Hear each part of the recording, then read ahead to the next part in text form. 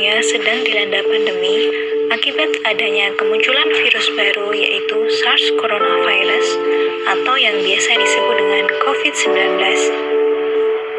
Kemunculan virus baru ini pertama kali terjadi di Wuhan, China dengan tingkat penyebaran virus yang sangat tinggi. Dan hingga saat ini telah ada sekitar 2 juta kematian di seluruh dunia yang diakibatkan oleh virus ini. Namun, apakah virus ini hanya berdampak pada aspek kesehatan saja? Tentu tidak. Pandemi virus corona berdampak kepada berbagai sektor, salah satunya adalah ekonomi. Pada masa pandemi ini, seluruh manusia di dunia memasuki era adaptasi kebiasaan baru atau new normal.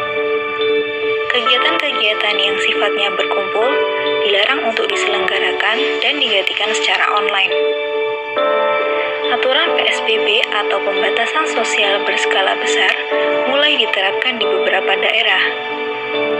Hal ini tentu sangat mempengaruhi mobilitas dan aktivitas penduduk yang berhubungan dengan ekonomi masyarakat. Seperti aktivitas penjualan di pasar, supermarket, ataupun pelaku usaha lainnya yang saat ini mengalami penurunan jumlah pembeli. Pelaku-pelaku usaha kecil seperti pedagang pasar, UMKM, terpaksa menghentikan usahanya karena kerugian yang terjadi secara terus-menerus.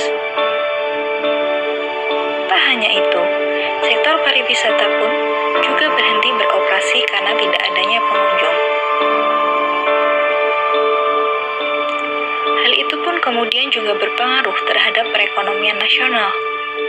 Sebuah studi menunjukkan bahwa pertumbuhan ekonomi nasional selama pandemi ini hanya akan mencapai 2,3% dan apabila dibiarkan, maka akan berlanjut pada krisis ekonomi. Bagaimanakah caranya agar negara ini terhindar dari krisis ekonomi dan pelaku usaha tidak merugi? Mau tidak mau, kita harus beradaptasi dengan kondisi saat ini.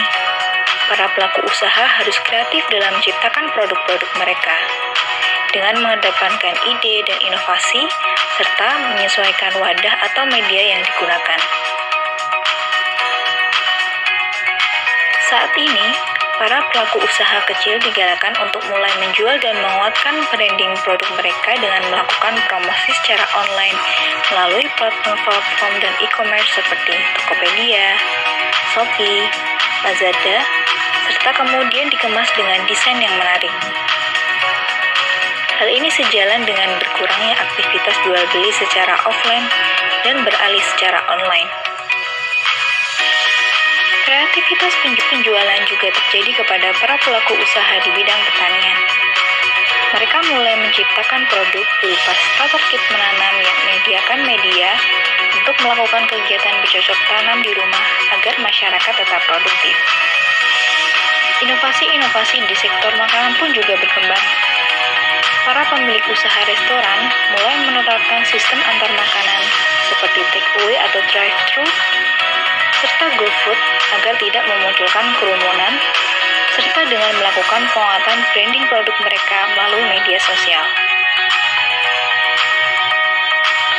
Para pelaku usaha juga mengganti produk-produk yang mereka jual dengan barang-barang yang dibutuhkan selama pandemi, seperti masker kain, hand sanitizer, dan lain-lain.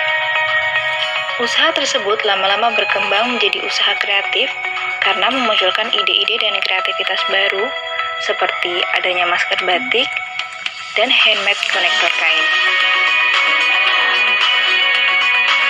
Sebagai bentuk solusi untuk mengatasi ketimpangan ekonomi di masa pandemi, kita sebagai masyarakat, khususnya pelaku usaha, harus tetap produktif, tidak hanya mengandalkan bantuan finansial dari pemerintah, tetapi juga harus memiliki daya dan berpikir kreatif untuk bertahan dalam situasi saat ini.